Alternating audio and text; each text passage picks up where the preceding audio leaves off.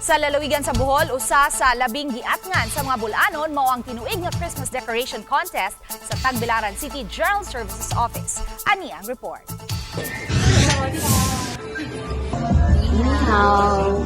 Welcome to the United States of America. Sa Motorpole Division, gi-display kining usa ka Christmas in the USA diin gibida ang Golden Gate Bridge. Aduna usay Hollywood Walk of Fame nga mamahimong makapahulagway. Makadapit usab sa pagtagad ang standee ni Marilyn Monroe. Daw susama usab sa spa ang buhatan sa waterworks system nga imong ma-feel ang land of the free, Thailand. Makaparelax kini alang sa mga taxpayer nga may tuyo sa buhatan. Welcome to United Kingdom usab.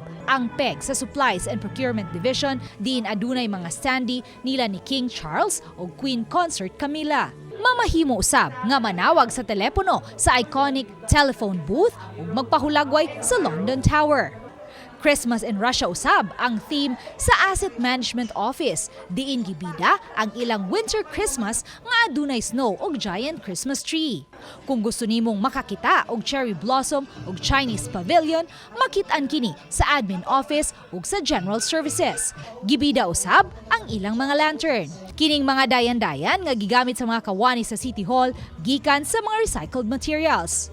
Tungod ni ini, ang mga trabahante ganahan kaayo manarbaho. This decoration inspires us to serve our clients better and we look forward to this every year. Nakadaig usab ang judge sa maong kompetisyon. I feel a lot of good feelings, good vibes, joy to see all these decorations, giving us a spirit of Christmas, giving us a feeling of joy that Christmas is pretty much around the corner. This place is beautiful. It feels like Christmas. Merry Christmas from the Admin and General Services Division. Merry Christmas from the Asset Management Division. Merry Christmas from Motorpole Division.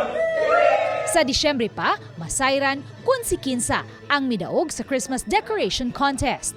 Uban ni Clans Gabutin, Luan Merondina, GMA Regional TV Live.